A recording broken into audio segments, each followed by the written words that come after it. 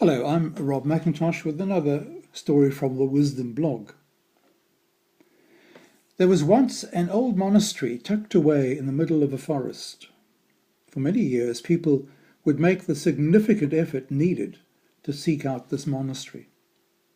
The peaceful spirit of the place was healing for the soul. In recent years, however, fewer and fewer people were making their way to the monastery. The monks had grown jealous and petty in their relationships with one another, and this animosity began to be felt by those who visited. The abbot of the monastery was distressed by what was happening and poured out his heart to a wise old Jewish rabbi who came for a week of solitude and prayer in a nearby cottage in the woods. Having heard the abbot's tale of woe, he asked if he could offer a suggestion. "Please do," responded the abbot. "Anything you can offer." The rabbi said that he had received a vision while the abbot was pouring out his heart. And the vision was this: "The Messiah is among you." The abbot was astounded. Someone among his own community was the Messiah? Who could it be? He knew it wasn't him, but who? He hastened back to the monastery and shared the news with his fellow monks. The monks grew silent as they looked at each other. Was this one the Messiah? Or was it that one? Or was it perhaps... And from that day on, the mood of the monastery changed. They began to treat each other with extraordinary respect. Jacob and Johannes started speaking to each other again, neither wanting to be guilty or of slighting the Messiah. Paulo and Matthias left behind their frosty anger and sought out each other's forgiveness. The monks began looking for little ways of serving each other, opportunities to assist, seeking healing and forgiveness where offence had been given. One traveller, then another, began to find their way to the monastery. Word soon spread about the remarkable new spirit of the place. People found themselves renewed and transformed.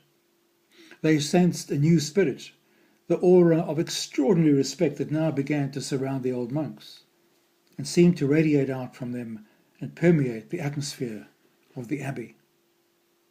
And all because those monks knew the Messiah was among them. The promise of the Messiah is to bring peace on earth, goodwill to all people. This is not a peace imposed on others, but a growing realization that peace is much more than a cessation of hostilities against one another. Peace is the humility to realize everyone has something to offer, something helpful for others, to help and honor them, building up their mutual life together. We are fast approaching another Christmas season, a perfect time to reflect on its true message. The Messiah has promised, "We will come and make our home with you."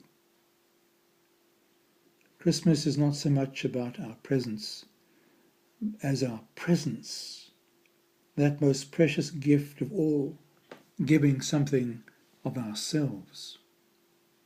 Loving our neighbour in this way means making those small but genuine gestures that say, "I am thinking of you, I care." It makes a difference to us when we do good to others. What can we do today for someone else that will lift their spirits, affirm their lives, encourage them in what they are doing? A kind word, a thoughtful action. Even one such action a day makes a difference to ourselves as much as to the person who receives it, creating a virtuous circle. Who is our community? What does building community mean for us?